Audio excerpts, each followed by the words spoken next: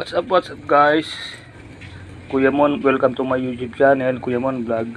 This is the solution for LPG gas problem now. Tingnan nyo. Ayan mga guys, so sana makatulong ako sa inyo.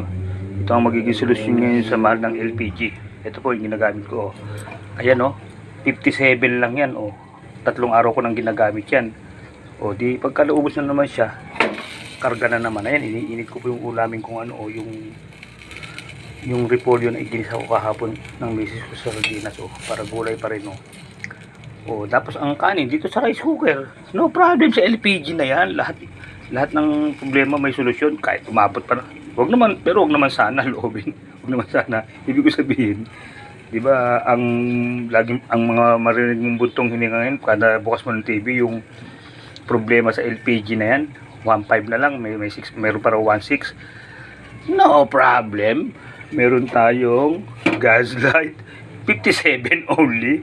57 lang yan. Tatlong araw mo gagamitin. Sasakit ba ulo mo dyan? Siyempre, huwag ka nga lang magpapalambot ng mga yung mga palambutin sobrang tigas, kaya mga karne ng kambing. Siyempre hindi. Kung mga baboy-baboy lang kaya, tapos basta pag kumulo na hihinaan mo ng sobrang hina. Pero talaga ang plano ko talaga makapag-produce ng kalandi mantika. Tanungin ko si Brad kanino siya nagpagawa. Alam ko meron si Brad Jory, nakita ko pinahiram niya sa church Yun ang pinakamagandang solusyon. Pero kaya to, tingnan nyo, nakatenga yung kalandi LPG ko. Ayan ayun siya. Hindi ako naka-order. Adyan sila siya. Ang mahal 1.5 na Ito pinagdiskitahan ko yung aking gas light. Diba? Nakaraos. Dati pang emergency lang sana siya. Ngayon baka maging pang full time na gamit na namin siya, hindi na emergency dahil sa mahal ng LPG. Kasi ang babalingan sana namin uling ganun din, mahal din ang uling Paano kung babaling sa uling? Hirap ka na, mahal pa. Hindi solusyon ang ginawa mo Pinalitan mo lang ang problema mo. Pag nag-uling ka, problema pa rin kasi mahal tapos mahihirapan ka pang magparingas. Talagang main solution talaga na nakikita ko sa ngayon yung kalandi mantika Kaya lang wala nga ako ito muna yung yung gas light butane pasamantala 57. Kasi ko dealer ako kaya 57. Pagka hindi naman kay dealer, mura pa rin naman 70. Kung gagamitin nyo naman ng mga tatlong araw kumpara naman sa LPG na 1.6, tingin ko mas maigi na to. Ako tapos 57 ko pang nabibili kasi dealer ako. Kaya tapos ang problema Ayan, iinit ko ang aking oras may ginagawa pa misis ko kilos-kilos na ako, alis ako ng alas 12 ng 11:30. Alas 12 umpisa ng aming pagtitipon second batch na ako naka-attend hindi na ako nakakapag first batch, second batch na kasi kanina naglakad pa ako ng mga kinargahan ko ng mga soft drinks, ng sito, ng mga tubig, yung rep namin. Ako taga-bili nun kaya meron namang basta ang mahalaga merong susunod na option na pagdalo.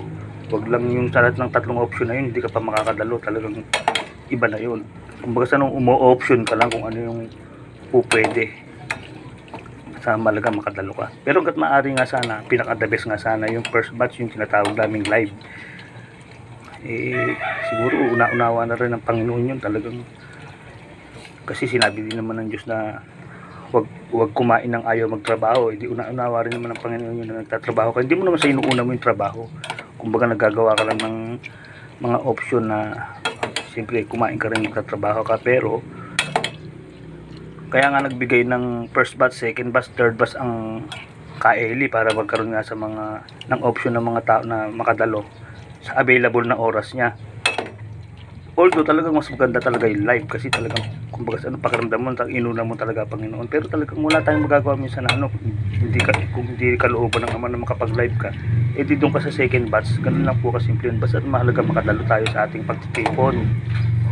Ano ba ito pinagsasabi ko? Hindi naiintindihan ng mga yung mga MCGI ko, maiintindihan ang sinasabi ko. Pero yung nga pala, for public lang, hindi nyo maiintindihan first batch, second batch, kinukwento ko na yun. Schedule po ng pagdalo namin yung sa mga pagtitipon. Ayan, kakain na ako alas 11 Ininit ko tong repolyo. Tapos may natirang tortang sardinas yung anak ko eh. Yung ulam niya kagabi. Initin ko rin. Okay na sa akin yun. Para makadalo mamaya. O, yan po ha, yung gas light.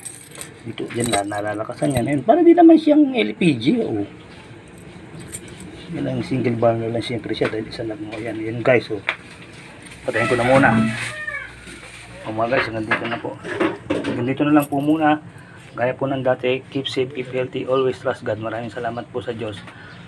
Ayun, mag-aadobo ng babi yung ayun po yung misis ko. Baka mamaya na ako kakakain mamayang gabi nun kasi dapat ngayong tanghali yun eh. Hindi na ako aabot eh, mamaya lang gabi. Dito lang muna ako sa gulay. Hanggang dito na lang po. Sige po mga guys, bye bye po.